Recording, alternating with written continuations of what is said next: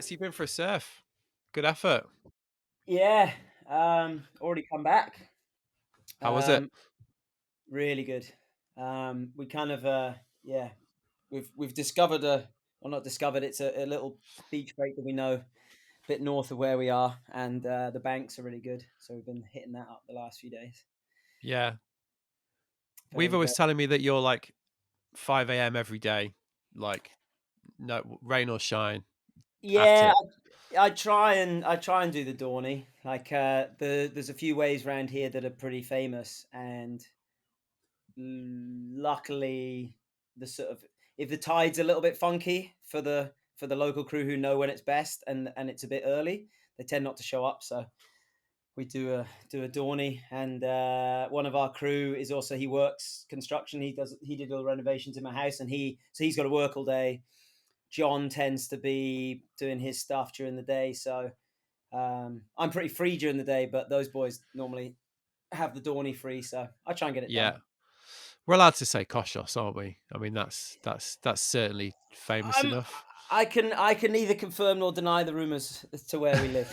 I was discussing this on the way back because I mean, I won't ask you to name the other spot, but I mean that yeah, that's a bit like well, we serve Fistral for Portugal. I mean, it's pretty famous, isn't it? yeah.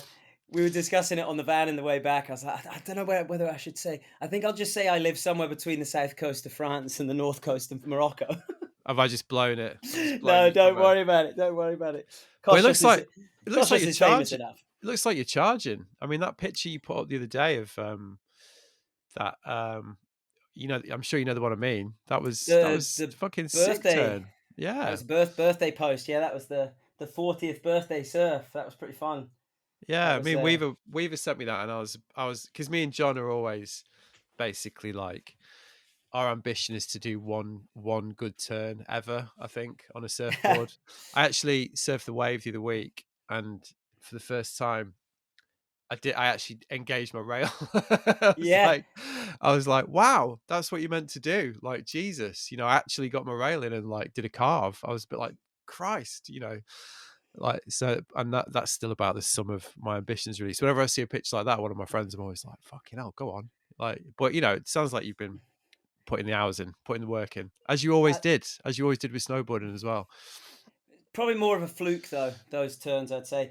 But it's interesting you say the wave. Like I had a quick session in Cran Montana at the Audi Nines, and I tell you what, if you wanna just purely work on your technique of riding a surfboard and not like any of the other crap that you have to learn, like the ocean and stuff, if you purely wanna learn how to do that, that place is magic. I've not done the Bristol one, but the Cran Montana one, I was like, I tell you what, if you do 3 or 4 sessions of this in a month, your surfing will go way better. Yeah, Obviously, when you get to the ocean, you got to put that into play. But like for learning, like how to do a turn in the pocket and stuff, I was like, wow, this place is insane. yeah. No, it's funny you say that because it was obviously flat air for most of April and May, so I actually ended up going about 4 times to the wave. A couple of work things, a couple of things with mates, and it's so funny that you say that because yeah, like you feel like the progression is really rapid because it is just so repetitive. So that's like probably 8 sessions. So it's like actually, getting on for like 60 waves really. And in the ocean, especially when you live where I live, to actually get 60 proper waves, I mean, that's you're not going to get that in a year. Like I was going to say, yeah, is that's that's almost a you two know, year that's count. that's for sure. So, but it was funny because then I felt like I was definitely, I mean, I definitely was improving. There's no doubt about it. And then I went and surfed in South Wales, and obviously then you throw in the dynamic of the sea, and I was like, "Oh fuck," like it it is obviously quite different. I mean, it sounds like such a dickish thing to say, and kooky thing to say, but I, it was more difficult than I imagined it would be to transfer those learnings to the sea, because obviously then it's just such a you know sensory overload of stimulus, isn't it? Stimuli, whatever the word is. Yeah, That you've got to, and I guess when you surf in places where you're surfing at the minute, where they're actually got consequences, like super shit hot locals, probably quite busy at points. Yeah, all those things add up to. Yeah, well, that's what makes it so fun, isn't it? Because when you actually then do that turn that you got the picture of, It's Yeah, uh it's it's good because pretty I remember gratifying. Chris Chat came out to visit. I actually missed him, but he came out a couple of years ago, and because he's up in Manchester with Adidas, and Snowdonia was really close to him, and Yeah. he was like, that's my weekend. He goes down, spends, rents one of those little cottages and spends a whole weekend surfing, gets guaranteed his 12 waves per session, skates the mini ramp, couple of pints, job done. And he came out, and he stayed at Rupo's house, and he was saying, Chat was all like, "Oh yeah, I've been getting really good in Snowdonia," and he basically, not trying to, do him any wrong and here or anything, but he just got his ass handed to him by the Yeah, it's Portuguese hard. waves, and Yeah, yeah, it's different. I mean, whenever I go to Portugal or France, like for example, it takes me a few days before you get up yeah. to. It's your speed of thought, isn't it? It's like kind of transferring your speed of thought the physical outcomes is just takes a while, doesn't it? Like, Oh, for sure. I always think it takes me about a month of surfing to get properly like start to get back into it, and yeah, by the time it's time to go off to the mountains again, I'm like, oh, I'm not thinking about am I going to drop in with my head between my knees and my feet in front of the tail pad, all that kind of things. But yeah, actually, interestingly enough, we had a discussion about this in the lineup the other day. We were saying like the amount of times Rupo, John, myself, all the other boys we surf with, the amount of times we drop in and our feet are in completely the wrong place on a surfboard, but we still manage to do turns. We're like, I wonder if any of the pros, if they were told, right, you got to put your foot in the wrong place and see if you can still do that turn, maybe we have a little bit more talent than them because we're like Maybe. it's such a shock like to feel the end of my tail pad, like the kick tail. Like I think maybe 20 times in my life, 20 years of surfing, I've actually stood up with my foot or initiated a turn with the foot like jammed against that tail pad, and the board's actually done like reached its maximum potential of what the board could do. I was like, wow, that's easy. And then the next 10 waves, you can't even find it. Yeah, exactly. Like when you do that thing that you're supposed to do on a Yeah. surfboard, it's definitely more gratifying, especially if you've come at it. I mean, I think you've obviously surfed way more than I have, but when you come at it late, I'm assuming, were you the classic sort of snowboarder entry into surfing, like sort of Yeah. 20s, or did you grow up surfing? So, well, I grew up more or less. I mean, after the age, I moved to the northeast when I was 7 or 8. So northeast, Northumberland, north of Newcastle, so on the ocean, and I bodyboarded a bit, but it wasn't like bodyboarding in the sense that Mikey Smith and the Chargers are out hunting slabs. I was like, we would go to the beach, take a toboggan, sledge down the sand dunes, and then if there was a wave, go flop about on the bodyboard. So I was aware of the ocean and the waves. So I think I had a bit of a head start with that. But then I started uh, 20 or 21. It was actually Rob White who used to run the Iceland camp, Yeah, IPP yeah, back in the yeah. I day. remember Rob. Yeah, He got me into it because he'd been doing it for a few years more, and he was always like, I just wasn't that interested. I was like, come on, snowboarding's way better. He's like, no, you got to give it a go, and I gave it a few goes, and then wasn't. I was like, doesn't seem that cool. And then of course the classic, like caught my first like green face wave, like got the drive or whatever, like probably completely cooked it, but had that like moment and was like, oh, this is the summer activity now. yeah. I mean, that was what was one of the really fun things about IPP. I only went once, but that that being able to do those little surf missions as well was super fun. Oh man, like I think one of my top 5 most memorable surf sessions was at IPP. Like I was a complete kook back then. I could basically stand up and maybe go down the line if everything went right. But because it was 24-hour daylight, that was I remember Rob coming to get me at like 3 in the morning once. He's like, "Oh, the waves are really good, and we're not going up early tomorrow. Let's go for a surf." And yeah, 24-hour daylight. So we paddled out. I remember it was really clean. It was probably only about waist high, so good for us or good for me at the time. And we looked over, and you could see the glacier in the background, and you could just about see, or probably imagine it, we could just about see the camp, like the park up there. There was a waterfall coming down with a rainbow, and it was 3 in the morning. There was just 2 of us on this massive beach, and Rob was just looking at me like, "Can you like what the hell? Like, what's going on right now? Like it's 3 in the morning. Are you seeing Like this? yeah, it's like please, like we've got to remember this for the rest of our lives." So I was always like, "Yeah, this is pretty amazing." I mean, that was definitely one of the more special snowboarding experiences I ever had. Like everything Yeah. about that place was unique, and every day seemed to have a moment like that. Really, You know, Yeah. like I was there for 2 weeks, I think, maybe 2003. I think we went to Was do. it the second year? Was it the I think it was second the year of the second camp? Do you year. remember? Yeah, Yeah. went over with Jamesy, Chris, um, So Ewan, Dan. Ewan was Dan there, was wasn't there. he? Ewan was there. Jono was there. I think Milner was there, wasn't he? I think was Marcus there. I seem to remember Marcus being there. Were you there the year Nelson was there? Nelly was there. Nelly was there definitely. John was Yeah. there. That Yeah, was yeah. If Weaver was there, it was definitely the second year. like Lisa Phillips Moser was there. Yeah, yeah. We built the really crazy death kicker like quite high up the mountain.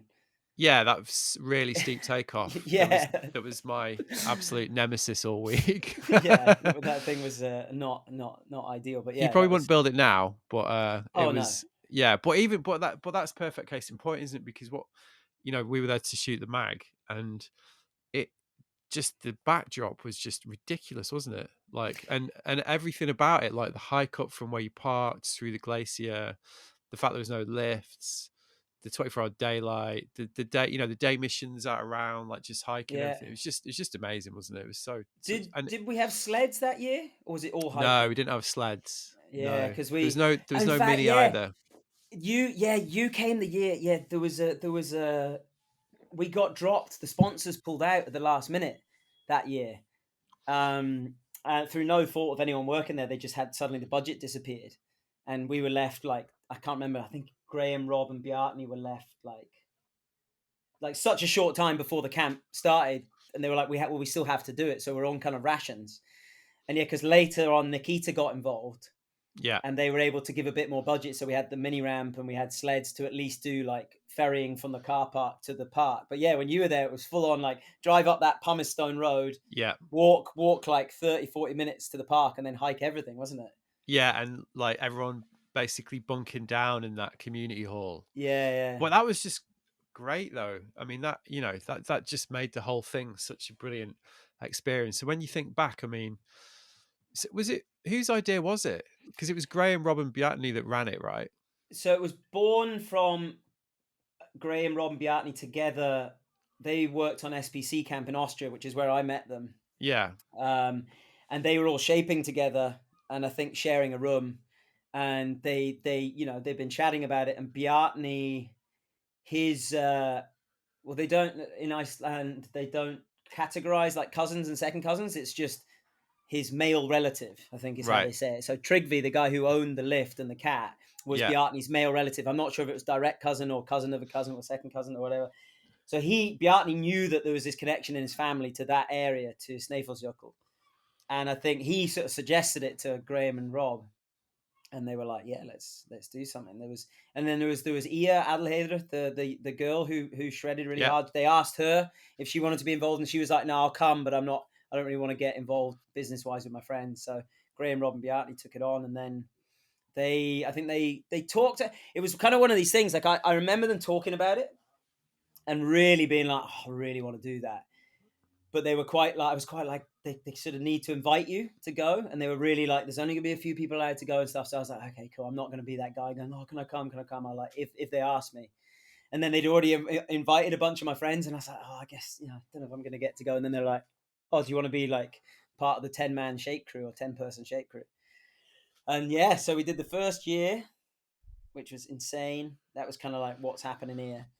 And then the first year was the tester to see what happened. And I don't think we really advertised for campers. It was more a photo shoot thing. And so some yeah. pros came out, and it was more like, if this works, we'll turn it into a camp. And then the Because second we year when you saw it. came, Yeah, we saw it that first year, and we were like, yeah, we've got to do something about that. I mean, yeah. that's obviously just crazy.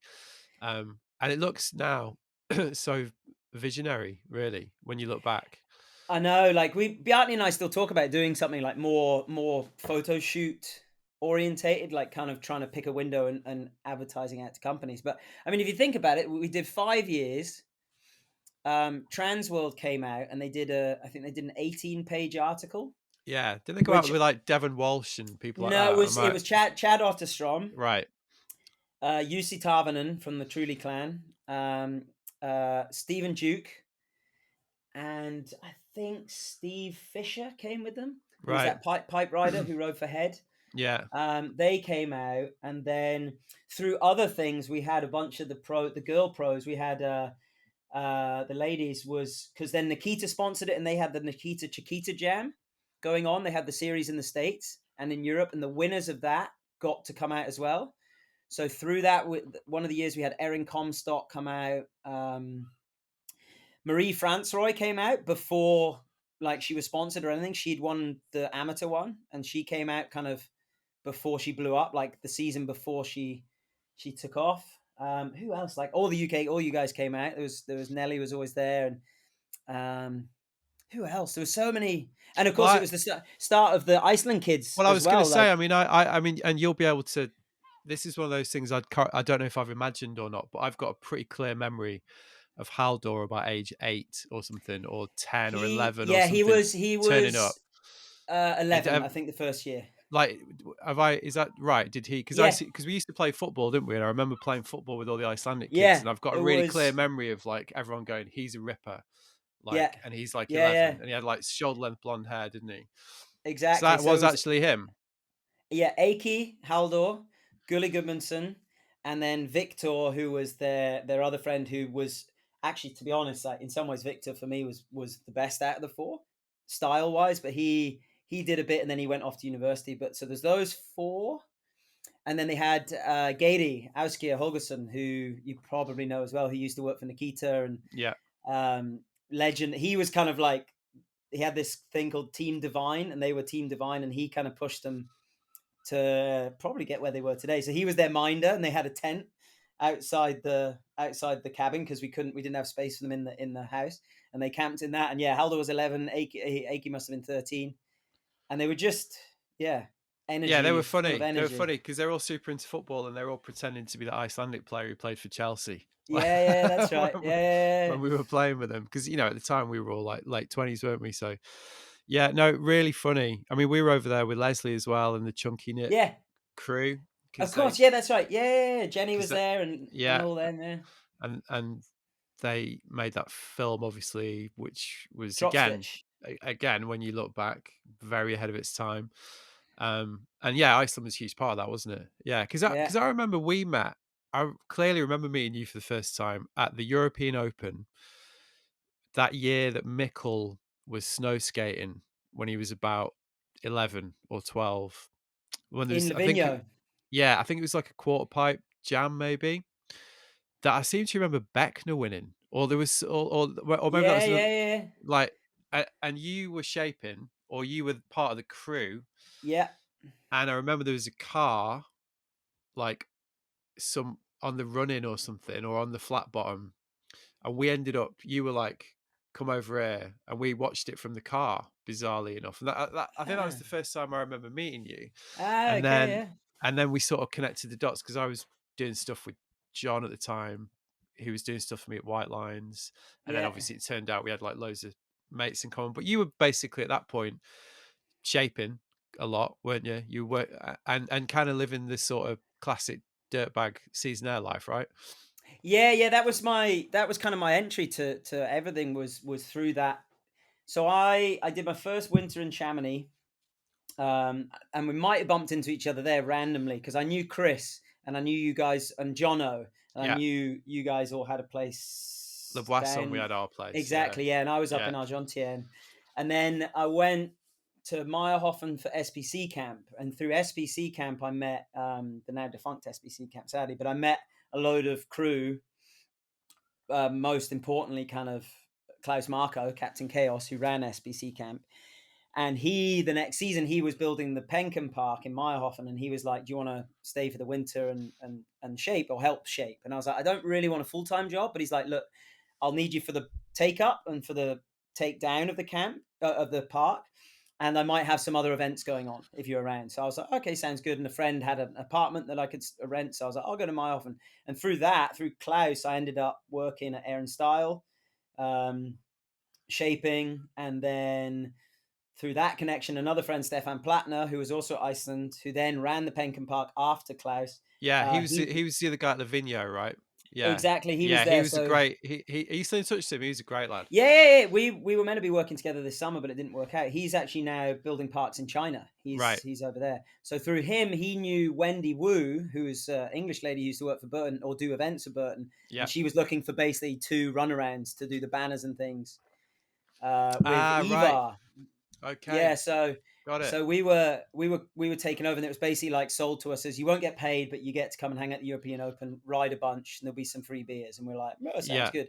In Well, that retrospect, it was kind of slave labor, but it was fun. yeah, that was the free taxi year, wasn't it, as well? Yeah, yeah, I remember that. exactly. You could flag a cab and Burton had paid for all the cabs for the Yeah, whole event. I mean, Jesus Christ, talk about yeah. the glory years. Exactly, yeah.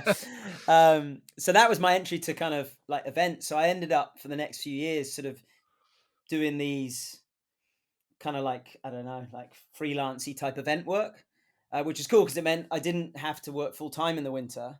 So I would yeah, be like 2 weeks building Air and Style, boom, paycheck done, free for a month, whatever. Then just Klaus would call up and say, "Oh, the Brits are coming." When Scott Todd did the Brit Games, like we need to make the Yeah. Penkin Park perfect. I've got 10 days of work for you. Do you want to shape during the Brits? Like, so I'd have these little events going on, and just kept that going for a few years, and that's how I. And then with the summer was IPP, and then Folgafauna I worked at as well. So it's kind of just these little hubs of work that would keep me on the snow, which is also why I didn't surf. I think because I was pretty much year round snowboarding Yeah. at that And time. this is obviously when you kind of make, because one of the things I always think about you is like how incredibly well connected you are in snowboarding, and you do know like literally everybody. But that's how it happens, isn't it?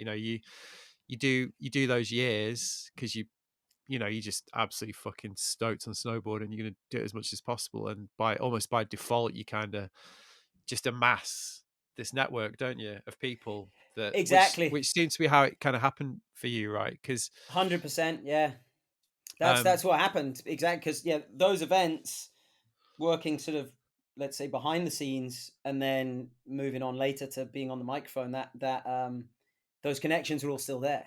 yeah, um, and it was quite cool because it also it helped me quite a lot work out which connections were good ones, or let's say quote unquote real ones, because a lot of the time you'd meet people, and I get it now. I'm probably guilty of it myself. Like sometimes when you just constantly working at events, you meet people and sometimes you're tired and maybe you don't give them quite the time of day that you wanted. But sometimes back in the day, I remember being the shaper guy or whatever, or the banner guy, and people just like, who's this guy? And then as soon as I was on the mic, they were like, "Oh, hey, how are you?" And I was like, yeah, yeah, I remember you." yeah, Well, yeah. Well, I mean, there's a lot. I think about that as well, and I think a lot of times it was just kind of social awkwardness as well, wasn't it? When you think back, because we were all so young, and also when you think everyone was just so fucking drunk and hungover the whole time as well, yeah, and like you kind of didn't really think about very boring grown up stuff like social anxiety and all that. But I reckon when I think back to those times now, those grumpy mornings when everyone's kind of not really talking to each other, I imagine that had quite a lot to do to do with it, really. yeah, Um, but that might, you mentioned getting on the mic and that transition because obviously one of your, I think I'm actually going to call the episode "My Job is Weirder Than Yours." That's like yeah, your slogan, isn't it? Really. yeah. So how before we get back into the start of that part of your singular career that you've carved out for yourself, how do Hmm. you actually describe what you do now? Talk shit. Kind of what I say. I always say I Yeah, piss about for a living when anyone asks me. yeah. Yeah, it's funny. But that's the initial answer I give. I'm like, I talk shit, and then people are like, "What do you mean?" Yeah, And then so, I guess because it's branched out a bit, but essentially, I MC, I moderate events, and then from that, I also do a bit of production with some stuff. I also work with Absolute Park doing some team management with Fishy. Yeah, kind of jack of all trades in that sort of realm, but mostly the event stuff is based in emceeing the events, like but calling you the do you trips. do you do more than that though. Like you've presented TV shows, you've made Oh loads of yeah, like yeah, really yeah. Oh yeah, I've popular. done that. Yeah, You've got Jackson's Holes like really popular. You've done loads of podcasts. I think you're underplaying it, which is quite funny because even saying like I talk shit, you're deliberately underplaying it like straight away because what you do is totally has value and you've worked your ass off for it. So Yeah, it's true. so why'd you? Because I'm just curious because I do the same thing. Like I completely downplay it, and I think in my case it's because it's easier than try to explain. Because what it is just actually it's actually so weird, isn't it? Like what it, I think if we just take what we do as an example, we've both ended up with like what are essentially really fucking weird careers, yeah, by following the things that we're into. And it's funny because I just did this book and I sent a copy to my mother-in-law, and she really loved it, and she was a bit like, I sort of get what you do now. And I said, yeah, that's my job. And she was like, well, I don't think you can call it a job. yeah. Because it is hard to explain to people, isn't it? Is that kind of why you reach for that default talk shit answer? I think so as well, and I think that's probably 80 to 90% of it. And also, I've encountered in, let's say, in what I do, I've encountered some interesting egos, Right. um, which have made me kind of go like, oh, please don't be that guy. Okay. Like, As it but you know, as in just the territory or the industry? oh, more specifically in the MC game, like sometimes you come across people who really think they are the shit because of that. And I mean, Right. I'm guilty of being an arsehole at the best of times, when alcohol's involved at after parties and things, and I know that. But like, there's sometimes where I'm just like, wow, that guy really thinks that it's all about them, and I'm like, right, make sure we don't do that. And I actually specifically remember doing. You mentioned Jackson's Hole, which was the show I did for Red Bull back in the day. And I worked with David Doom, the Belgian filmer, and I remember like, because yeah, people would ask us like what we're doing, and he's very obvious. He can just be like, filmer, Yeah. and he did heaps of massive production stuff. So I mean, he would downplay it as well, and I always quite respected that he was sort of like, yeah, I'm just a snowball filmer. And then on the same count, I remember him saying to me one time, like, he's like, I quite like it that you say you're not like, oh, I'm here for Red Bull, like doing this rad show. It's kind of like, oh, we just mess about. And it always Yeah. sort of stuck to me, like trying to keep it humble. Do you think that's a Uh, British thing? Because you don't I find think it's quite British. you I don't think it's find quite British. Americans doing that. No No, disrespect to my American no, friends that are listening, but I think it is a no. very British thing, that isn't it? Like Ewan always used to say to me, like, excessive self-deprecation is actually as annoying as arrogance Yeah, at points, which I think yeah, is quite an insightful comment. And but it's quite British, isn't it? To sort of yeah. downplay it and be like, oh yeah, I just sort of, I just piss about really. I don't really do Yeah, anything. I know. It is weird, isn't it? Because I found at times as well. I found like I think the opposite would do me well. Like often I'll get contacted by an event or a potential job, and I'm there. I'm like, right, I'm gonna write the email like, boom, I'm the shit. This is what I've done. Like your event will be nothing without me. And I find myself just like kind of looking over my own shoulder, writing the email, man. Yeah, can't do that. Just list what you've done. Please contact me back if you're interested, kind of deal.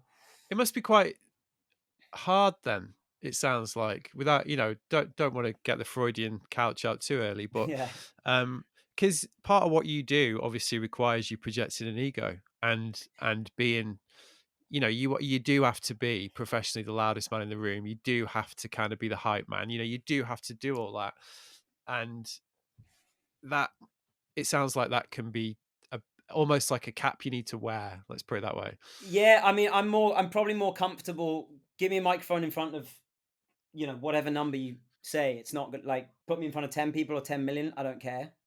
Like that. That once there's people in front of you, it doesn't matter how many there. I don't get nervous or anything like that in any way. Like the only nerves ever is like maybe if it's a TV broadcast and I'm like, right, don't mess this up. But in front of people with a microphone, I could stand there for hours just pissing about, and it doesn't phase me at all. But yeah, maybe writing an email to an event that would put me in that position, and then trying to sell myself and get a higher day rate, let's say. Then I'm there like, oh, can I really ask for this? Do I deserve that kind of thing? Right. Strange.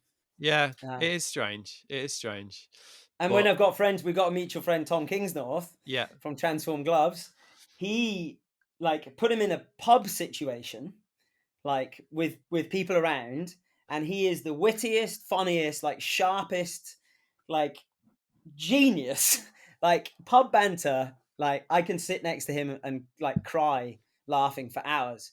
But then there's been a few times he's getting better now, but a few times I've been like, look, come on the webcast for a minute. Let me interview or come on something.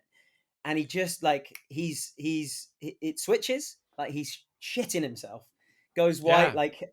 And we finally got him to do the webcast for the Rocker Reel, and I think he had to do like 10 shits before it went on. Like he just kept running to the toilet, and now he's done it a couple of times and he's really good. But like, it's so funny, like that weird the way it flips, because Have it you got almost. go on. Go ahead. So I would say almost in the bar sometimes I'm a bit more nervous. I'm like, oh, if I say something that's not funny, Yeah. I'm the dickhead. But Well, I was gonna say, have you always had that lack of nerves, or have you learned that? I can't. I think I've always had it. I think so. I When I grew up, my dad was in the army, and we moved like before I was 7. I lived in 12 different places. Went to like however many preschools and first schools and stuff. So it was constantly like having to adapt to a new friend group or whatever. So I think if I think about it, yeah, it's probably that. Like there's an adaptability and have to be like, right, well, this is what's going on. These are new people. Either I can sit in the corner and I don't know, suck my thumb, or I can chat to people. So I think there's always Right. been a bit of social confidence in that respect. Yeah. That makes But sense. I mean, and as well, you got to remember the early part of my career was done fairly inebriated, Yeah. and then you just don't really care, do you? Yeah. Because I mean, I guess the reason I ask is because I do still get quite nervous. Like sometimes, even not when it's you, obviously, because we're mates, and I was really looking forward to this one because I was like, ah, I don't need to worry about this one. But Yeah, like, I do still get nervous. But it's always like the apprehension. It's always, and then when you do it, it's actually fine. There's that kind of like 30 seconds where you kind of, it's a bit like giving a speech or something, or doing a presentation. Like yeah, the anticipation of it is always worse than the execution. But I am beginning to think like, it'd be quite handy if I could get over that apprehension part. Really, like I'd done quite a few Instagram lives last year, and I did. What did I do recently that I was really nervous at? I can't even remember, but I did something recently. I think it was like a live thing, and I was genuinely shitting myself, and to the point that I didn't really enjoy the experience until afterwards. yeah. And I was a bit like, fuck, I need to get over this really, because I've been doing this a while now. Like Well, it's I think I can probably like give myself a bit of a break with this really. Yeah, I think what with what you do as well, it can be different. Like, because I've been doing the series with the Canadian snowboard team recently called Yeah, watched it. Yeah, Yeah, Fear of a Flat Planet.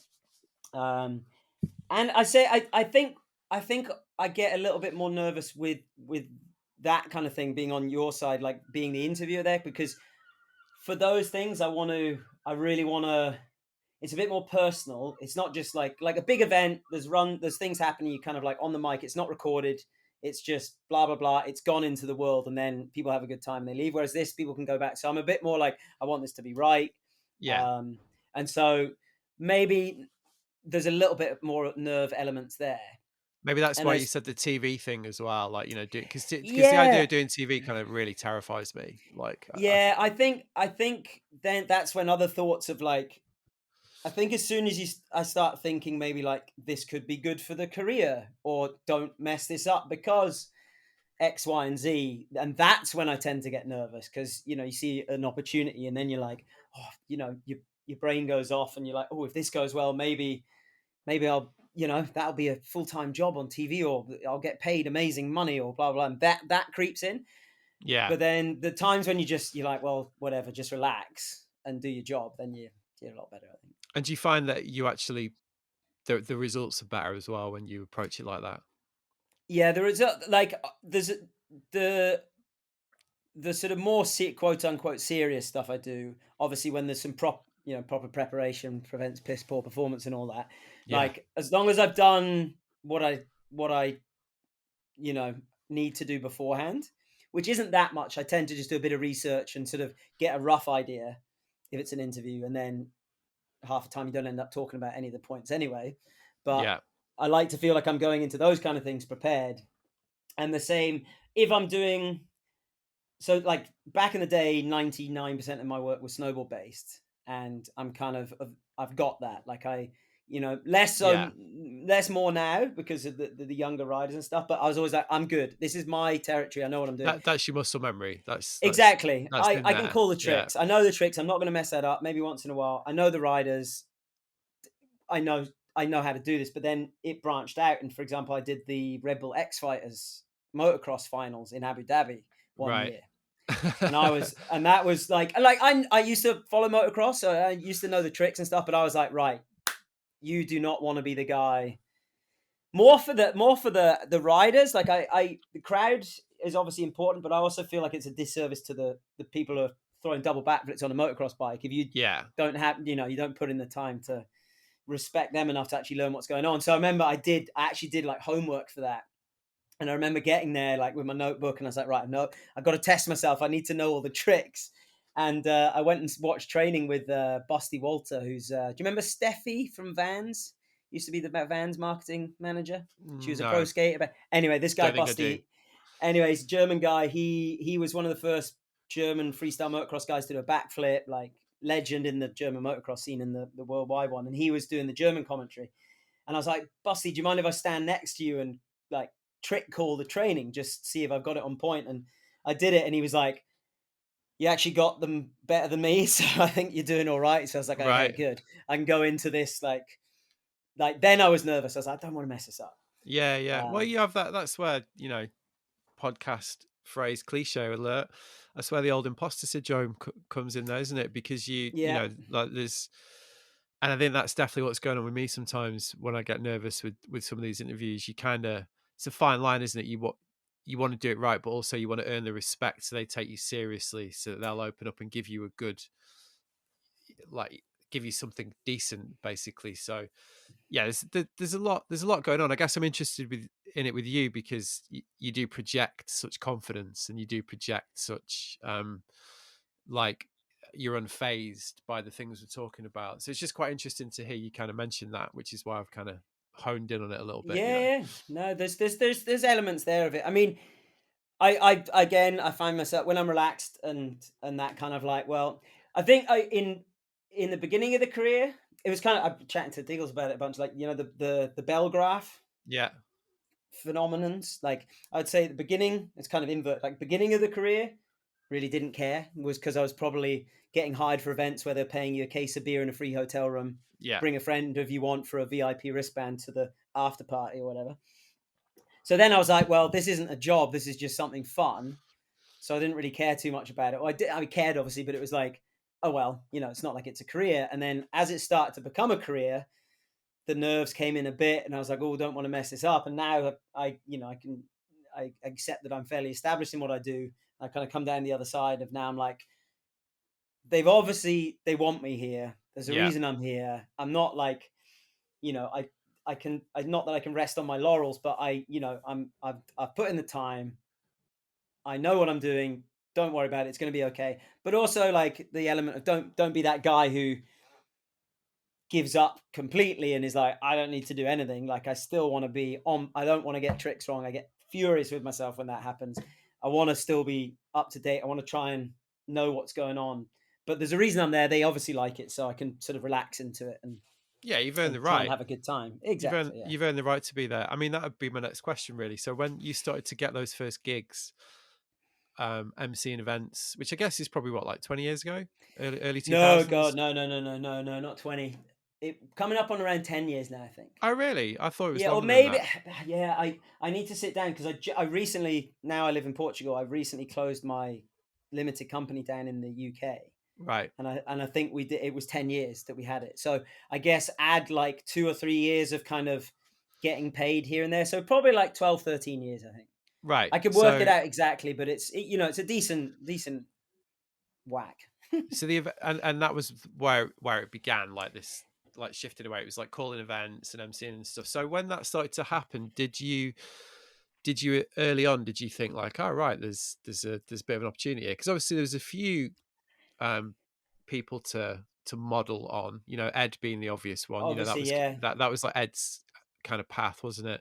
Yeah, so Tim as well, probably. yeah. Although Tim obviously came from the production, directing, video side, like way more than Ed. But did you think like, oh right, cool, like there's a bit, Weaver did a load of stuff as well, didn't he? Back in the day, like he Yeah, cut. so we kind of started together, John and I. We did a company together. So as you said, like there was Ed Lee, Christian Stevenson, Yeah, Christian. even Jay Stevenson, Graham's Yeah, best yeah, mate. yeah, yeah, He yeah. was doing it. Tim, Les Gendel. Gendel was at that time was again with the lockdown productions, kind of more with the comedy skits and stuff, less event stuff. But we go to the Brits in Lax, and it was always Tim on the mic or Ed or whoever. And I think like when I started, it was just more that was a fun thing to do because I was pretty at that point. I had started more or less full time shaping in the park in Meyerhofen. And Stefan Plattner was the boss, and he was good enough to say, "Look, if you've got an event going on, just tell me, and I'll go off and do that."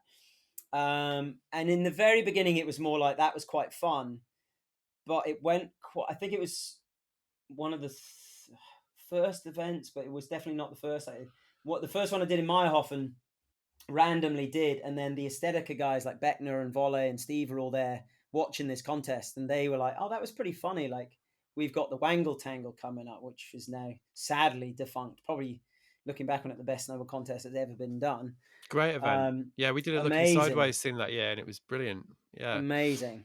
And uh, when they mentioned that they were thinking about me to do the Wangle Tangle, which for me was like one of the biggest comps ever. I was like, oh really? Like that was kind of a little light bulb moment. And at the same time, John Weaver, he was he was working with Forum at the time, and they had a Youngblood series contest, which he was traveling around to. And I can't remember exactly how it went down, but I think there was a couple of contests he showed up to, and the MC either didn't show up or was awful. And he was kind of like, "Give me that mic, like the kids deserve better than this. Give me that." And he'd done the school series with Stu Brass, the stuff going on for Yeah, the school. yeah. So He'd I done can't he'd remember done what it's his called. he'd been in the trenches. Yeah, Exactly, in the UK. yeah. And so he had that going on, and we both kind of were like, obviously the UK scene's tied up, but we weren't really that much part of the UK scene, to be honest. We were kind of more in Yeah, well Austria at that that's time that's anyway. another thing we should talk about after this little bit, like that Mm, whole like Meyerhofen Hungerpain the sort of bubble. offshoot. But yeah, but carry on. Yeah, I'm with Yeah. you. But yeah, so John and I, we at the same time, we both sort of looked at each other and went, well, there's something going on here. Like, there's clearly not a lack of other MCs, but maybe we could do something because people like it. And so we formed Banterbox, which was our company together. And we basically tried to sell ourselves as the dynamic duo, kind of Ed and Christian style. And we just kind of covered each other's asses. Like, so if there was an event that I heard about, I'd say, hey, can I bring my friend? Like we work together, and they were in the beginning. It was always like, look, well, we're not going to pay you double. If you're happy to split the money, or split the case of beer or whatever it was we are getting paid, then that's all good. And most of the time we do that. And then otherwise, if John couldn't do an event, he would always say, look, there's this guy Henry, and if I couldn't do an event, there'd be this guy John. And we kind of started through my contacts from all those events I used to work at. I was able to like message people, and sort of they heard, oh, you're emceeing now, maybe you could do ours. And through John's contacts with Forum and Burton, he had a sort of backdoor in with Aaron Style and some other things. So we kind of worked together, or like tried to help each other out as much as possible, which worked really well. Used each other's connections and went really well. And then, I mean, we were basically then when John first got the Nike job, um, he had it in the first year. I think he said, "Look, I don't want to give up the emceeing. I want to still do it." And then when that job, I think when his sort of grace period, or when the first sort of year or two was done, they were like, "Look, we really need you to focus on team management," because he was doing the European Open when he was still the Nike team manager. And I think they were like, "Right, okay, it's good that you're doing that, and we like that, but it's time for you to move on." So when he had to do that, I then picked up as much of the slack as I could. Yeah, I mean the other thing Yeah. is worth saying, you're both bilingual, or maybe more than bilingual. But you both, I mean, was that important? Because it did seem like that gave you like Yeah, like by on that, before you answer, like on that point that you made earlier, one of the really admirable things about you guys and notable things about you guys is you were, as you said, you were separate from the main UK scene, which I guess like we were all part of with White Lines and stuff. And you guys like really did create your own thing. Like, you weren't, back then there was a lot of, we used to get so much shit for being cliquey. It was always like, oh, you've just got your favorites, and you don't like unless it's like in this resort and this resort, you don't cover like whatever, blah blah blah, which we used to get really upset about and thought was like super unfair at the time. I mean, it's funny thinking back, but what I always really admired about you guys, because the fact of the matter was, it's just like a resource thing. There's like three of us trying to do everything, For and sure. or four of us. So like we basically did our best. You know what I mean? But you guys like completely created your own scene. Essentially, you had a brilliant scene going on in Meyerhofen, clearly, and you didn't really sit around and wait. You were just a bit like, well, we just do it ourselves, like we'll make our own films, we'll work at these events. And also, quite crucially, you were really really well connected to the main European scene, because I think that, in inverted commas, main British scene in the noughties, in the early 2000s or whatever, was still a bit of a satellite, wasn't it? It was still like, oh, there's the quirky Brits who've got their thing that they do, and like, obviously we don't really need to talk about this, but the riding had kind of yet to catch up, apart from like a couple of really standouts like Danny or whatever. And but you guys always had that connection to the main European scene. You always like felt like you were part of that. Really, I always just really admired that, because and I think, what to bring it back to the, you and John setting this thing up, that's a really good example of that, because you did, you could both speak German, you did have all those connections, you weren't relying on, you'd also served your apprenticeship in the British scene, like John had done with, with White Lines in the AIM series. So it kind of all made a lot of sense that you did start to branch out and do different things in that context, really. Yeah, I mean, we did feel quite separated from the British scene, I'd say. Certainly me, because I mean, my quote unquote snowboard career, for what it was, started very late, and was to do with the British scene, but that was sort of, I dipped my toe in it with the odd magazine trip, but I wasn't. I had a life in Meyerhofen going on before a couple of sponsors came on, so I was perfectly happy out there shaping and doing my thing.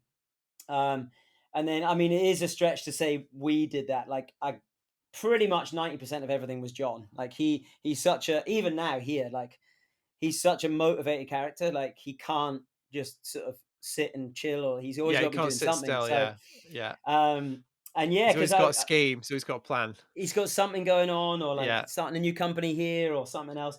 And it was, most of it was him. And then we just happened to be lucky to be around him, because I was in Meyerhofen. He came out with Tom West for a season. We linked up. Like, I met him before, but never really hung out. And then that kind of, and we weren't the first in Meyerhofen. Like, there'd always been a strong crew of Brits, but I think that bubble had sort of burst a while. Like when Chris Carr and Tim Hoden, everyone, they'd gone, and Gary had been there before, but they'd all left and gone to France, or stopped doing seasons. And then yeah, John, but it was pretty much all him. Like he yeah, it's funny you mentioned like how that you guys got shit, and it's funny to think back how much we cared about stuff then that just didn't matter. yeah. Because we get a mag and we were like, oh, there's another trip with John O'Berity. Oh, here's another lockdown movie, and we were really like, we want to go on these trips. Like, why can't we do something? And it did. It bred this kind of like, almost to the point, almost like, fuck those guys. Like, I even though know. we knew all you No, guys, I like, remember. I remember. We used to get, like, honestly, we used to get hate mail. Like, we used to no we used, way. we used to get. I remember going to Bordex one year, and some kid coming up to me and like properly having a go at me, like, No way. and going like, like, I we're here trying to do our thing, and like really dressing me down. And we used to take it really seriously. Like, Chris used to roll Mm, his sleeves up and get on the forums, like, which goes to yeah. show like how long ago it was. And he would, Yeah. he'd really go into bat for it, and kind of argue about it.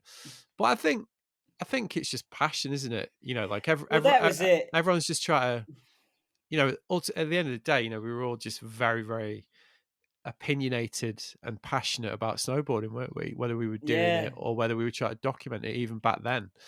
And I think that's just at the root of it, isn't it? And when, like we say, when you throw in like being in your early 20s and like taking it like very, very seriously Yeah, yeah, yeah. and a load of booze, you just get those little conflicts, don't you? No, that was it. And yeah, like so John was like, right, we'll get Hungerpain going. And that was and there was like there was a few other guys who were like, oh, we can get behind this. Because there was the lockdown crew. And it was so funny now when I watch the lockdown movies on YouTube, I am crying and I'm like, that is what a snowboard movie should be like. And then we were there, like being like, these dudes doing like pissing about doing skits. Like, we got James Thorne doing cab nine to back nine on the pro line. We don't want to see like whatever it was they're doing. We're going to do something. We're going to do a real snowball movie. And like looking back on it, it was so stupid. We're like, yeah, we're going to get these shots. But luckily that passion, fueled the fire. And the first Hungerpain we put out was really cool. And it kind of cemented us as a unit, which is always good in snowboarding to have your crew. But it also, I think it gave a bunch of us a bit of drive to be like, oh, like, thanks, John, we can do this. And like kind of in his slipstream then went on to sort of take that motivation to keep things going. Because I mean, after that, James Thorne had a great career with Burton Europe, things like Great that, and various, snowboarder. other riders went off to do bigger and better things. And yeah, it was a good time, like the Hungerpain times. And then again with John just there, like, oh, there's not two British MCs in Europe. Right, Henry, let's make a website. Look, I've done this. I've got John O'Wood to make us a logo. We're now what are we going to call it? Banterbox. Right, here we go. This is us now. And I was like, all right, well, let's get it done, kind of thing. So got to say a huge thank you to John. It's all him. None of the rest of us. Well, like we say, he's still doing it, isn't he? He's Yeah. still basically fired by that.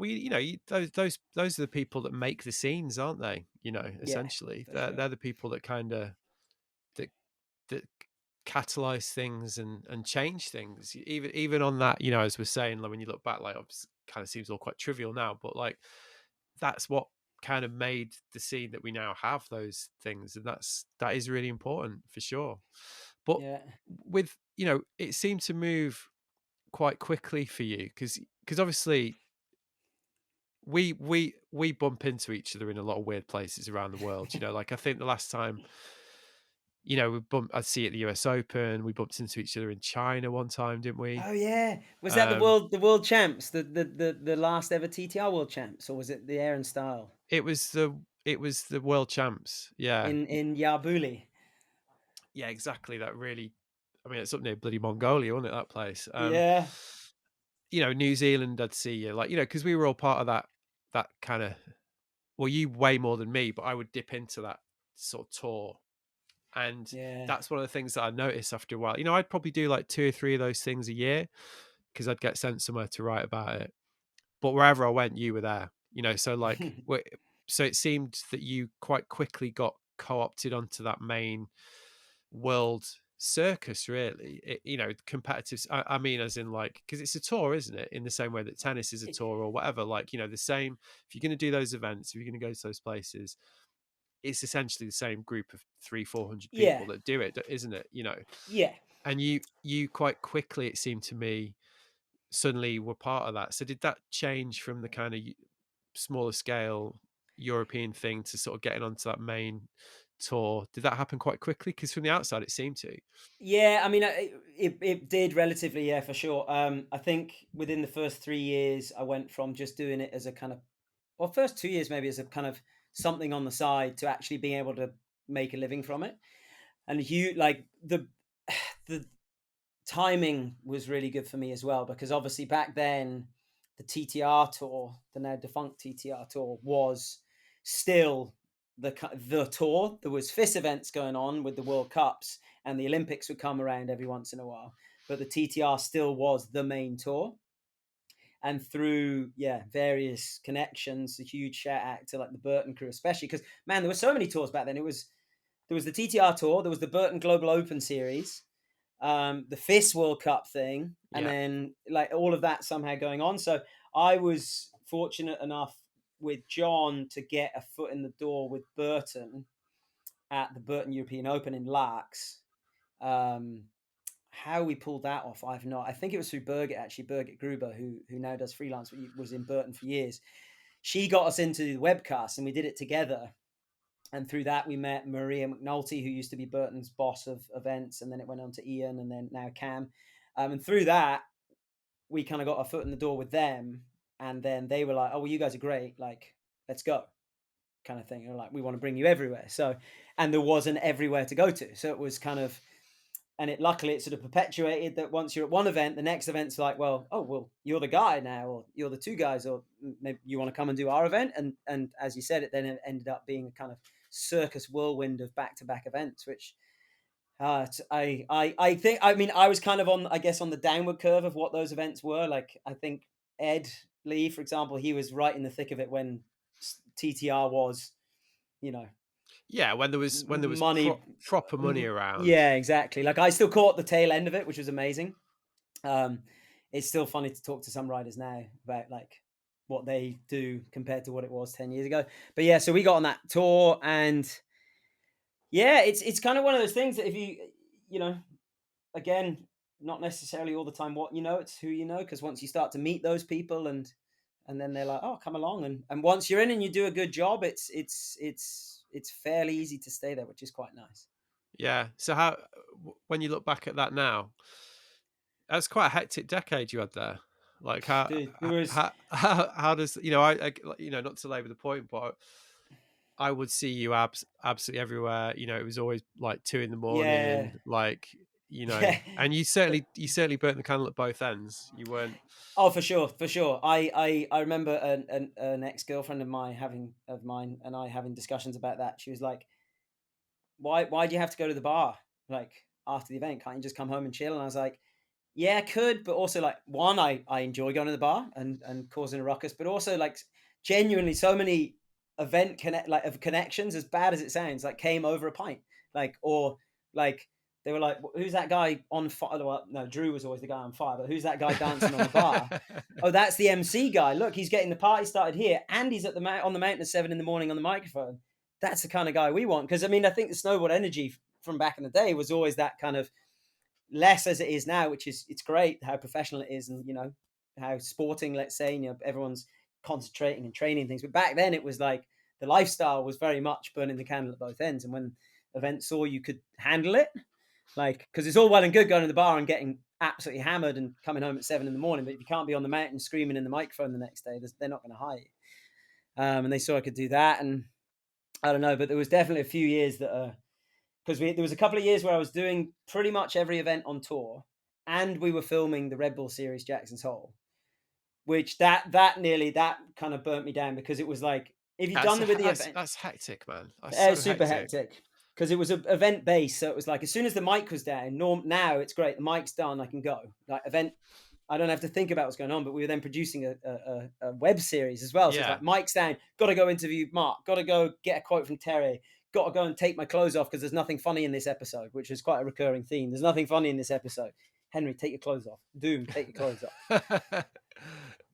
Classic.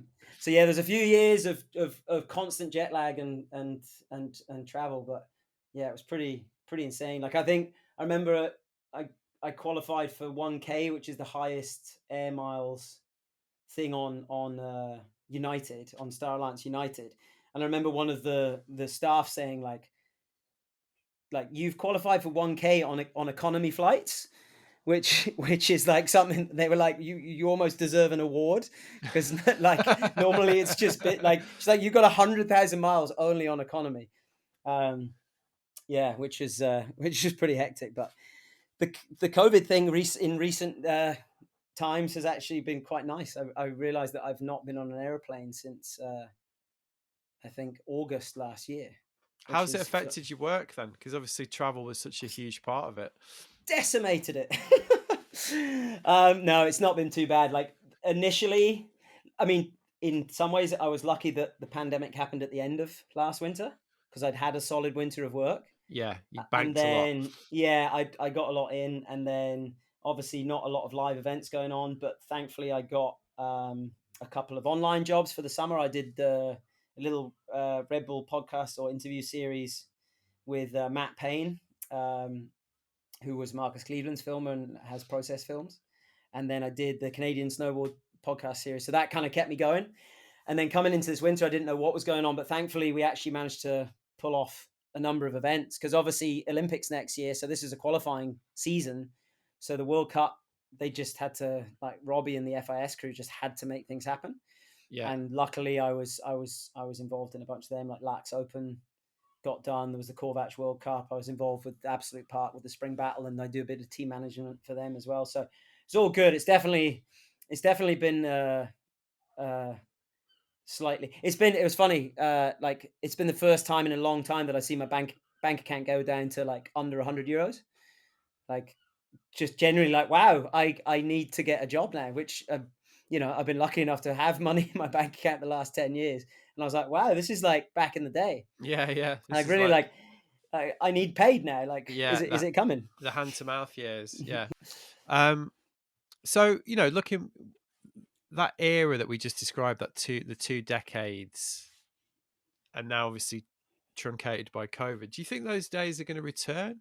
Do you think that kind of crazy like lifestyle that we just described? Do you think that's going to happen again? Do you see that happening? Do you see yourself getting back on that Mm, kind of like, China one week, New Zealand the next sort of? Think the industry can support no. that in the future? No, I think the way it was, definitely not. There wasn't a lot of it didn't make a lot of sense. It was just, there was a lot of money in the industry at that point, and there was, it didn't seem to matter that there was an event in America one week, then Europe the next week, then America, then Europe, then China, then America, then Europe. Like it didn't seem to matter back then. I think a number of things happened. The industry has suffered some setbacks financially, which that's not the end of the world. But there's also with the advent of the Olympics basically taking everything over to a point. What was the TTR tour is now defunct. There's very few independent events out there that are still on that old program. And it's sort of blended more into now the riders are on the World Cup tour, which is the qualifying tour for the Olympics and its own tour within its own right. And it's national team funded, national nation funded, so there's less.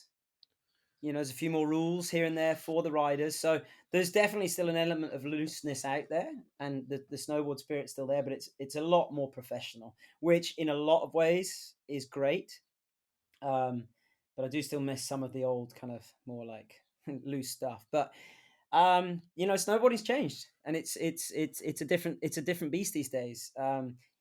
The act of snowboarding hasn't changed in any way. Like you can still go out and do whatever you want on the board, but on that like the elite level, it is much more focused on getting those gold medals, I think. And individually, riders, they make the choice to maintain a kind of more old school regular snowboard career on the side, like filming and, maybe more social media, obviously much more than back in the day, but, social media presence. But if they're on those national teams, there's rules to follow, and there's things, quotas that need to be ticked and things like that. So it is a lot more structured than it used to be, let's say. Do you see that as a good or a bad thing? I think there's I think it's equally good and bad in Equal measure. either. Yeah, it's hard because there's I think the way things were was probably a little bit too excessive, in a number of ways. um but it was fun. But also, there's money coming into the sport, albeit through different avenues now. um it's interesting. I can't remember who said they had spoke to Seb Toots, but this isn't a direct quote from me talking to Seb, but it was another rider. Sorry, I just knocked the table.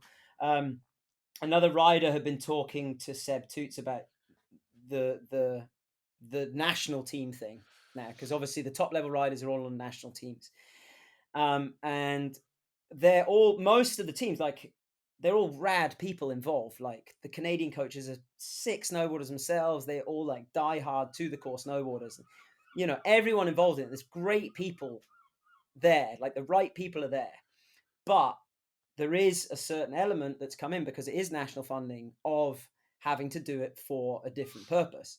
And whereas it may have been a little bit more individual back in the day, like I'm going to win this because I want to be the best snowboarder, it still meant that there was a lot of mingling between the riders. Like Seb had said to, I think it might have been Leon, but had said to him, like back in the day, he would ride with everyone, anyone. He'd be riding with Jamie Nichols from the UK. He'd be riding with whoever else from Finland. Like there'd be this more snowboard vibe. And he said he'd noticed a bit more like, oh, you should support your teammates and stick with your team, which is something that that kind of that little element, and it's a very small part of it, because I'll get to that point and say, but yeah, that element of it, like that kind of like separation, because of that, I'm not backing. But again, it's not gone that far, because at the Olympics, for example, like a lot of, Mark McMorris has some great quotes on Canadian TV where he's saying like the snowboarders are always the weird ones, because the other athletes are like, why are you sitting with the Norwegians? Like, we're here to beat them. And they're like, no, that's my buddy Starley. Like, I shred with him. And like, there is still that element, but it is becoming slightly separate. But it's brought in physios, you know, there's development for riders. There's so much support for them to get to this goal of, becoming amazing riders, which I think is great. Like, and any money coming into snowboarding, I think, if it's, whether it's from that direction or that direction, like if it's not going in some big wig's pocket, which that's a whole nother discussion, which our mutual friend Terry Hackinson has a lot to say about. But the FIS and the Olympics is a different thing. As long as there's money filtering into those riders and sort of the sport itself, I'm okay with it. Yeah, It's I think tough. it's a really interesting debate right now, because I kind of feel like the debate has moved on from the kind of binary like IOC, FIS bad, core snowboarding good thing that kind of characterized that debate for so long. I'm having a really interesting conversation with Leslie McKenna at the minute, which is ongoing. She just wrote a really, I thought provoking blog about all this, where her take. I'm actually going to do an episode with her about it, because I thought it was so interesting. But her take was that ultimately, like that new block, if you like, IOC, FIS, Olympics, gold medal, whatever it is, does drive progression at the end of the day. Like Yeah, it does drive progression in the sport, and that is supposed to be the point. So if you kind of like belittle that progression because it's not the right type of progression, you're essentially not really being true to the spirit of what the whole thing is supposed to be about, and you're not being fair to the riders that are driving that form of progression, which is a viewpoint that I've never really heard characterized before, and it's quite nuanced, it's quite subtle. And I think I published a blog about that, and I had a couple of comments that were like, oh, fuck off, FIS, blah blah, go and watch Arthur Long go on Side Hits Euphoria, man, that kind of thing. And I was a bit like, yeah, but her point is that snowboarding today is all of those things. It yeah, is it is cutting edge progression in the pipe, which might be impenetrable to most riders. It's also Arthur Longo, and if you don't appreciate all of those things, then it's just that's kind of a pointless position at this point in time, because that is the reality that we face. And to just keep kind of harping back to the good old days, and like this sort of, and we've done a little bit of that in this conversation, obviously. We have done a little bit of like, oh, back in the day, blah blah. That's also part of a healthy culture, I think. But I do think Leslie's point is a very interesting one, particularly when you look at surfing and skateboarding. Because the other point that she's kind of making is like, we've wasted a lot of energy essentially in fighting amongst ourselves, yeah. like, and so I just wondered, because you've got quite a unique perspective on that, given you're probably one of the most seasoned snowboard watchers and industry watchers that I know. Somebody who's got these opinions. I wondered what your take is on that viewpoint. Yeah, it's I think if you ask all the riders, or let's say most of the riders, if they, you know, if they would like to have it the way it was, I don't know whether it's because they feel like, because you're a snowboarder, you have to say that. Like most of them be like, oh, I wish I'd got to be part of that. Which I think is But also, just as a quick aside, I think that's also one of Leslie's points, that it's almost like an identity that you have to put on to be a snowboarder, to have that opinion, without actually thinking about whether that opinion at this point has any value or not. exactly, yeah. But then, there is a lot. There's so like progression wise, and I think progression, you can talk about not just like who's done a 1980, or who's done the latest thing. it's also progression in support for the athletes. Like, Yeah, which you is know, a great point. A great yeah, point. there's sports psychologists, there's nutritionalists, there's like the most cutting edge shit going on in physiotherapy and mental preparation. Team Canada, right? Team Canada have a guy who's analyzed brainwaves. Now, I'm in no way able to go into the science on this, Yeah, yeah, yeah. but he has analyzed brainwaves to the point where he knows the frequency of the way your brain is reacting when you go into the flow state. Okay, so they have a thing that you can put on your head and sit down, and there's a drone next to you, and when you have put your brain into flow state, the drone takes off. Wow. So, like, I'm so actually even trying to comprehend what that. yeah, like, do you remember that movie? It was Daryl. It was like this kid who was like an android, Who and there flew was the a bit in the blackbird? Yeah. yeah, exactly. Like he had this neuro thing on his head at one point, and it's like honestly, it's something like that that goes in the head, and they sit there, and they've tried different ways to work out how that rider gets in the flow state. And I know you've talked about flow state in some of your other Yeah, episodes. yeah, yeah. Don't need to Wow, go too much into that, but that's next level though, isn't it? To actually kind of yeah, like it's harness that. ridiculous. Yeah, and it's and like on on that level, and like just yeah, support for those athletes, and a structure of there is a clear structure for let's say a Grom, like a talented young snowboarder from the UK. Let's take what used to be our little insular scene, has a talent to take it that far. There is a path now that's been wonderfully set out by Hamish and Leslie and the whole crew over there in freestyle skiing and snowboarding. Sorry, free skiing and snowboarding. There's a very definite path that they can take to get to that top level, and whether or not that's a good thing for the snowboard culture, I don't know, but it means that people can get there, and also the support for them to do it. And at the same time, where you bring up Arthur Longo, he went to the Olympics. Like he did that, and Well, then exactly, and he's he chose to step away. And exactly. I feel like often when you get something like that, where for every action there's a reaction, is like maybe with the way it goes more down that professional athlete thing, you can have the other crew who are like, I don't want anything to do with that. I'm gonna go and I want to be like Arthur Longo. I want to be in the Evergreen crew. I want to be in the Vans crew. I want to be like Will Smith from Leeds, who's carved an excellent professional career out of Yeah, only riding street rails and doing creative stuff and art. So there is, there's the progression comes in different forms, and yeah, it'd be great if snowboarders somehow had managed to bond together back in the day and form a unit and say, you're not taking our sport, we're going to be the governing body, but it didn't happen. yeah, and So I mean, it's interesting, isn't it? Because part of it, I think, is that very human tendency towards nostalgia. I mean, that is just we're programmed that way, aren't we? To look yeah, backwards and think it was.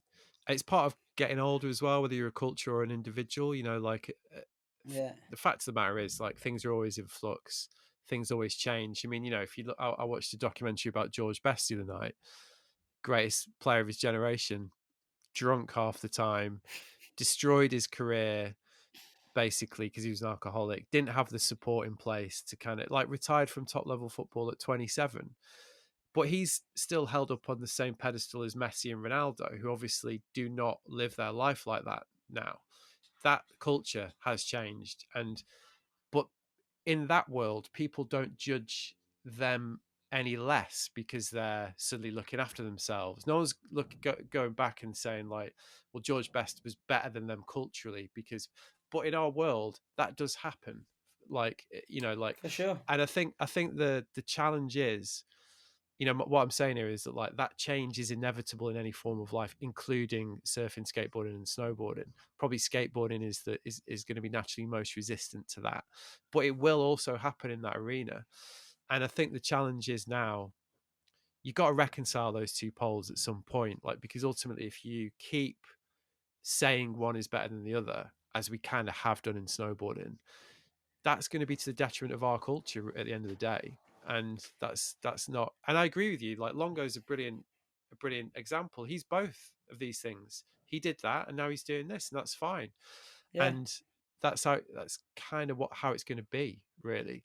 But it is a very interesting debate for sure. And like I Yeah, say, and it could go on for hours, days, years, months. It's still going on well, I remember since me, you, and Ed having that massive dust up about Sean White in that Indian in Wanaka, which was, yeah, well, not really me and you, but me and Ed had like a proper boozy row about Sean White, yeah, and what I found interesting about that was essentially like people are trying to project things onto him, like you should behave in a certain way, you should do this, you should do that.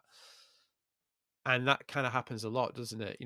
Like it or not, there is this cultural, I don't even know what the word is, but like waiting is a badly phrased way of putting it, but there's this cultural expectation of the icons at times, you yeah. know. There's so many contradictions in it as well. Like I remember. Do you listen to the Bomb Hole with Chris Kinnear and Eastone, the new snowboard one from the States? Yeah, yeah, yeah, yeah.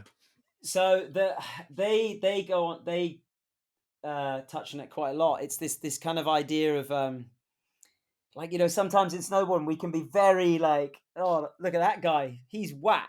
Like, someone will show up and have like kooky stunts or like kooky clothes, and all they're doing is snowboarding and having fun, Yeah. which is, you know the Supposed to be chorus the element. supposed to be the point. Exactly. And then, you got a crew of like, for want of a better term, snowboard Nazis being like, oh, look at that guy, he did a Zeech or something, like, what a dick. And you're like, God, that's horrible. But then you've got the kind of flip side of it, where there is a cultural identity of being a snowboarder that in some ways you kind of want to preserve, because people are like, oh, why can't you just be like going boarding and that's it? And you're like, yeah, but we have developed this subculture from its roots that, we've all bought into, and it's all, for us, it's our lives, or has been our lives.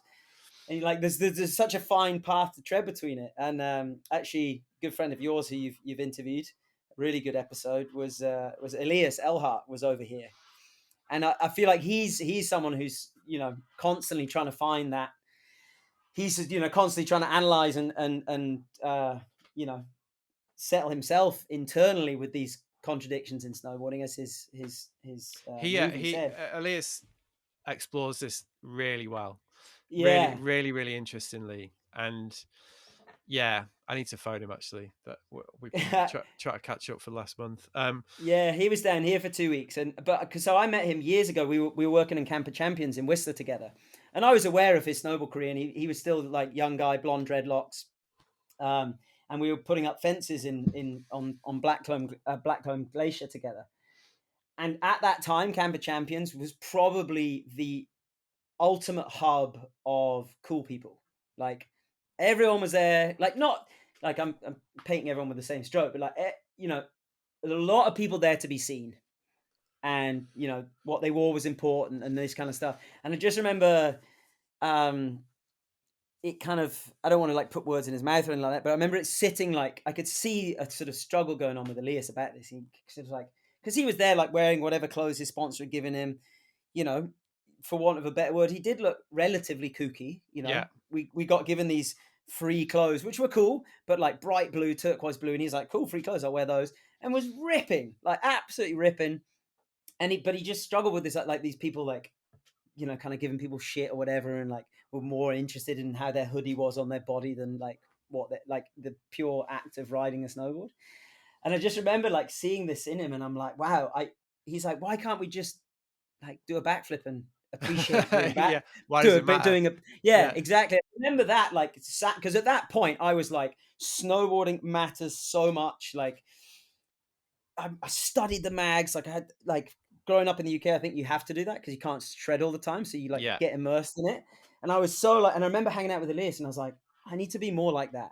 yeah, Like, that's more what I want to be like.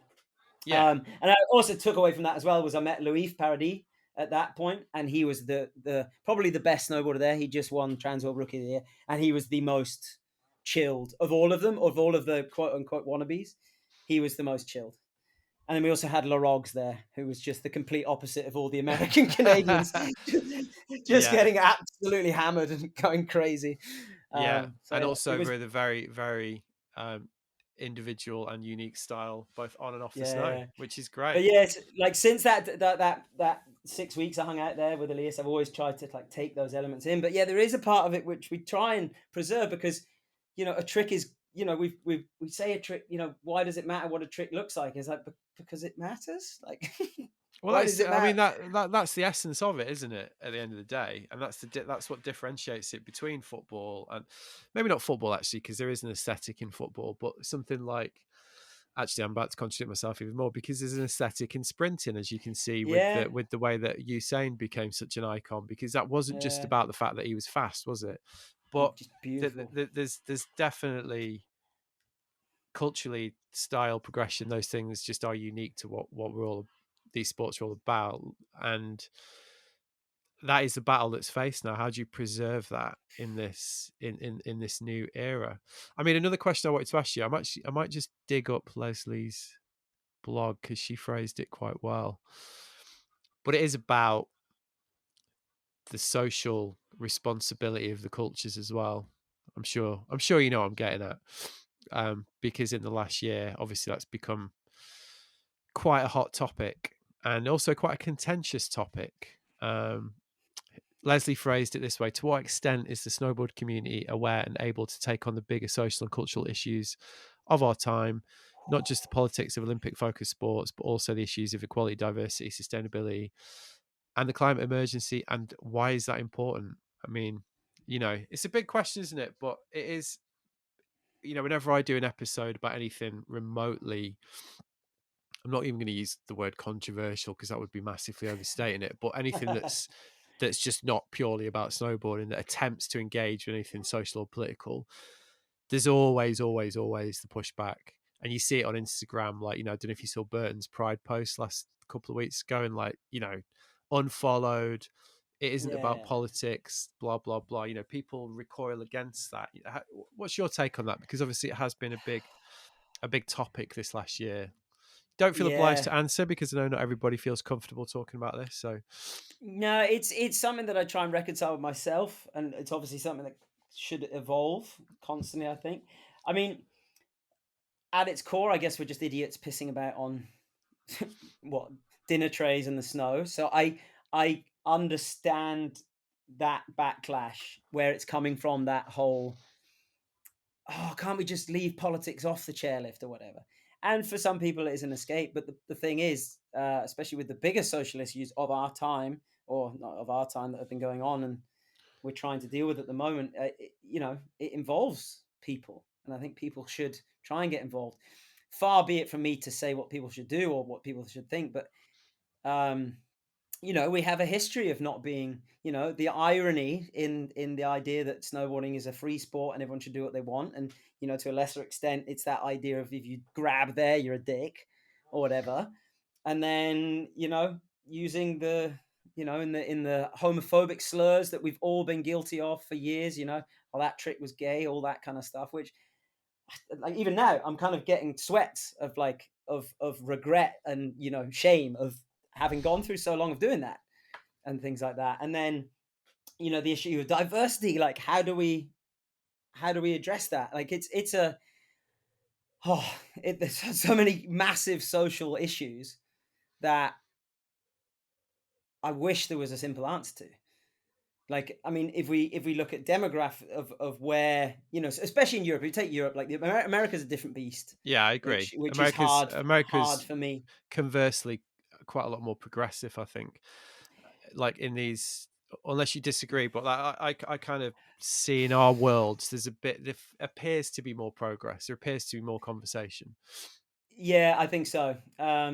It, uh, traditionally winter sports have come up in areas where there aren't necessarily many demographics of cultural diversity. Like, it's predominantly white areas, which doesn't answer the idea that, oh, there's not enough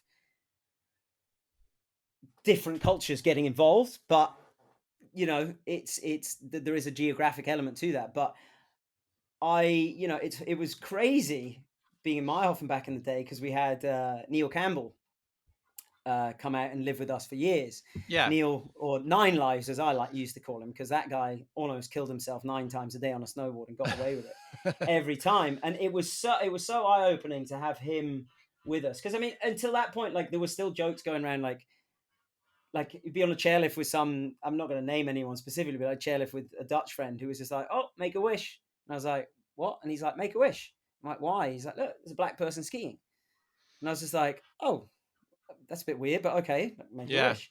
You know, that kind of thing was little jokes like that. And then, so when Neil came out to stay with us, we actually had Neil staying with us and Louis Peruka as well.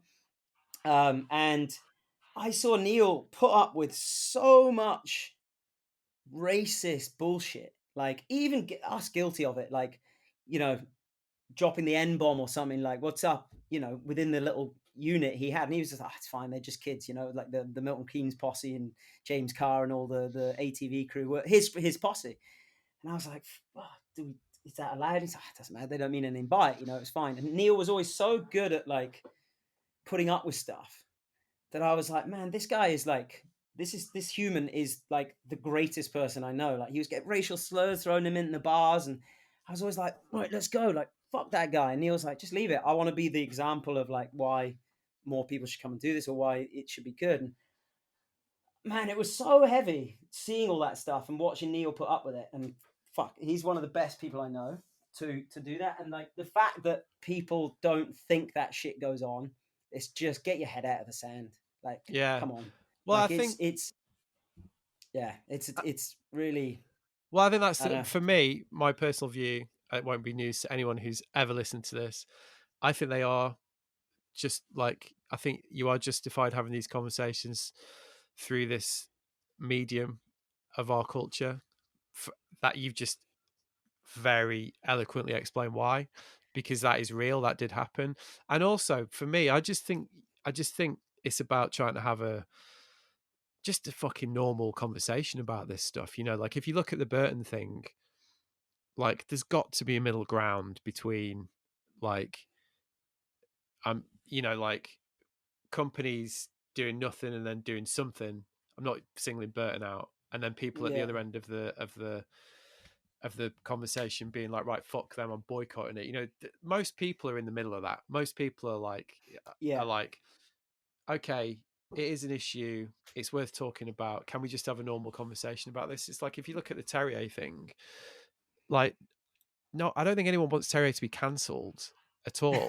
I think what most right thinking people want is just to be able to have a conversation about why that might have been slightly problematic. And if he's like legitimately up for exploring, like learning, that's fine, end of story, great. Like that's all that should be. We should be able to have a conversation at that level without it immediately devolving to like, fuck you, I don't agree with that, I'm going to stand and Yeah. fight.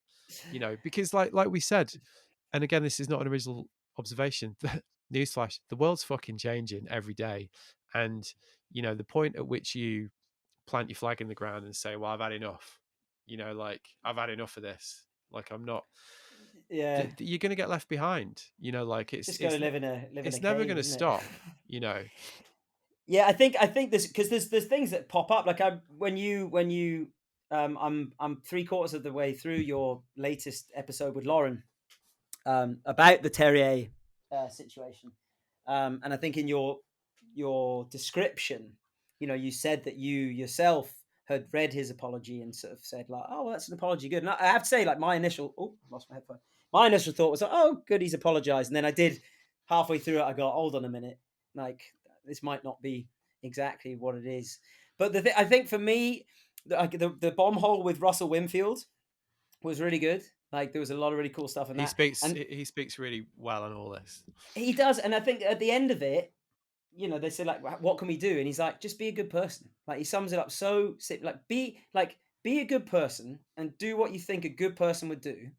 And if everyone does that, we won't have any problems. Like because there is got to be something in your brain that makes you realize like what I'm doing probably isn't correct. And okay, maybe if you are, that's what you truly believe is right, and it's not, you know, for me to judge anyone. Like, okay, maybe that's not a cool thing if you're being racist or homophobic or whatever. That's not cool in my opinion. But you truly believe that's what's going on?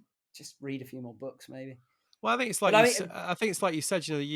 When you were talking about the fact that you would describe Trix as gay or whatever, and like now you can look back on that and cringe, and you won't do it again, and you've reflected on that like a grown up. And you've Yeah. just gone, okay, well that wasn't cool, I won't do that. That's kind of that's what you need to do, really. And that was the whole point of the episode with Lauren. Like, it wasn't about like caning Terrier. Like I Yeah. got a lot of shit online about that. People Yeah. basically accusing me and Lauren of like, oh, you just want to cancel him, and you're like social justice warrior, like, all that cliched stuff. It's not even about that. Like, I'm genuinely saying that I read this wrong, and because I just want to make the necessary adjustments, which don't really affect my life in any way, shape, or form. Like, for me to actually try and learn a bit more about that and take on board an alternative perspective and then put that into my day-to-day living is literally not a pain in the ass. It's just not a pain. It doesn't No. affect my ability to live my life in the slightest, other than to have a little bit more empathy for another human being. So that's the way that I try and look at it, really. I Like, mean, confronting people with their, maybe holding a mirror up to things that maybe deep down they know are wrong, or like, what is it, cognitive dissonance. dissonance. In this is it's tough. Like, Ryan, Diggles, Ryan Scar Digley, Don't know if I do. ice cream No. ice cream for breakfast on Instagram. He was responsible for a lot of the Beyond Metal stuff. He was the battalion marketing manager. He's from California originally, been in Europe for a long time. We chat a lot about it like this. He's moved off in a very leftist, sort of communist view of where the world should go, and we've chatted a lot about that kind of, holding the mirror up to things and confronting people with that, and it's hard. It's funny, isn't it, as well? Because at the minute we've got this whole taking the knee thing with the footballers, which has actually died down a little bit. But anyway, like that made me ponder, because the other thing that happens as well is, like, especially online, if you at all question anything, it's like, well, you're unpatriotic. Like, you can't Yeah, question these things. And so it's made me think, like, am I patriotic? Am I actually patriotic? It's a question that I've never even, bizarrely, I've never even asked myself, like, through my whole life. And I think I probably am a bit, really. Like, I think I probably do. Like, I am proud to be British, and I do really, I do think Britain's a good country. Like, I think culturally, obviously, there's a shitload wrong with it, but there's also a lot of things right with it. And yeah, the history's like really problematic at points, but I just don't see why you can't kind of be aware be of that, both. acknowledge it, and also be proud of of the other good things about it, which is kind of my position, really. Like, when I look at the England football team standing up for what they believe in, standing up for by taking a knee and getting booed and still doing it, that makes me proud, because I'm like, Yeah, good for you. You're actually, that for me is like, that's the type of Britishness that I can get behind, as opposed to, like, we should keep all our statues up. For me, that's not a definition of patriotism at all. Like, mm, but it is.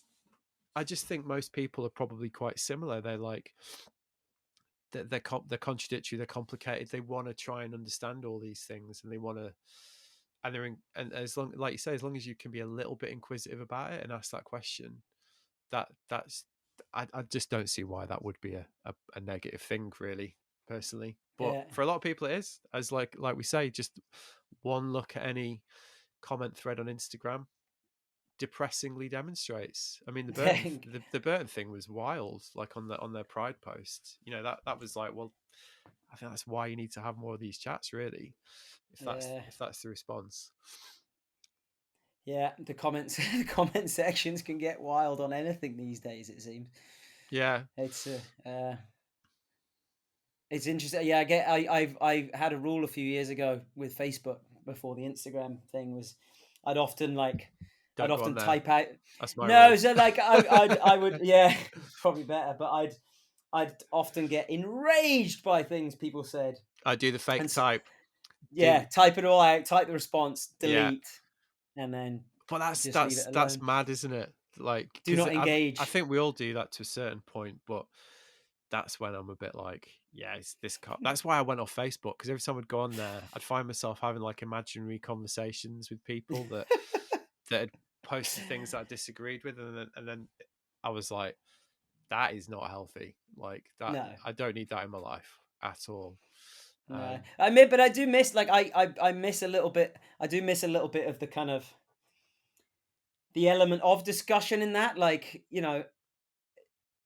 before social media, a lot of these conversations I think were aired out. I mean, in our world, you'd have have a pint or whatever at the pub, and you'd argue out your political differences, and then you know no one would really win or lose. You'd just sort of say your piece, maybe shout at each other a bit, and then get the next round in, yeah, or chairlift chats. You'd like, I mean, our chairlift chats were a lot more lowbrow than they probably are these days with the new generation coming up. But you talk about it, like even to the point like whose style was whack on a snowboard, and you just shout at each other. Like someone well, be like, "Oh, Kale's, like me and Ed with Sean White. I mean, we were like literally yeah, shouting at each other, weren't ah, we? yeah, exactly." But at the end of the day, it's like it's that interaction, and that's what it is. It's just airing it out. Whereas these forums of chatting and put it on Facebook, like there isn't that element of sort of social interaction where you can see, whether someone's actually joking or whether that was a slightly ironic comment. All this like the facial interactions or the tone of the voice, and it all disappears. Yeah, But yeah, I mean, this is a very different topic. I was just a guest on a podcast called the After Hours Lounge, which is about mental health, and the host Sandy is really good actually. But his analogy was like, well, you should treat social media like going to someone's house. Like by all means have an opinion, but like if it's getting to the point where you're going to start arguing with the host, then you should probably leave. Really, Yeah, and I thought that was like fair. It'll never happen, but I did quite like that as a kind of rule to that's a live by great. It's almost because like there should be monitors. Like it's time for you to leave. Like some yeah, because automatic thing pops up. that's like you say, in person we have these kind of filters that are ready to go, don't we? But in social, because we're removed, those filters are also removed, and the results get quite stressful. Yeah, yeah. Yeah. Anyway, So, I made the mistake of going back on Facebook a bit at the end of May. Got caught up in it, and then I just deleted the post that was causing the arguments just because I thought, do you know what? I just don't need this in my life. I don't. no, no. I don't need this. I don't need to be thinking about this. Like if I'm going to say something about this, I've already got a forum where I spout shit. I don't need to. Yeah. No, I go through phases of your Jamie Thomas interview. Chatting to him was great. And Popular he's on talking that. about Perennially popular, that one. yeah, his take on social media and things like that. Because I have exactly the same thing. I'm like, I need my social media because it might get me a job or whatever. I'm like, what has me posting a surf pic got to do with any kind of career choice ever? It's just me went, oh, I got a few likes on that backhand turn or whatever. Yeah. Or it's me just going, my job isn't even weirder than yours. It's like, I'm surfing, you're not. Nah. Yeah. Well, a friend of mine It's made a ridiculous. video. A friend of mine made a video that he sent me. He's great. I had him on the pod recently. He's a great filmmaker, and he made a film about social media, and we were talking about that, and I was a bit like, I think at this point, everyone kind of gets that there are negative points to social media, and really the only interesting topic is like how you individually handle it and the effects, because end of the day, it is all a mechanism to harvest and sell data, Yeah. and kind of like your little outcome at the end of that is so relevant, really. Bigger picture with what's going on, and whatever. I'm not going to get into that because there are far more eloquent explanations of that than I'll be able to manage. But yeah, it is part of our lives. We all use it. We all go through the battle that you're talking about. I just think you have to work out a way of kind of managing it yourself, don't you? Really, at this point. Oh, and I mean, not so much nowadays because I'm not flying so much, but I used to have a lot of time to kill in airports, and it's great for wasting a couple of hours when you got nothing else to do.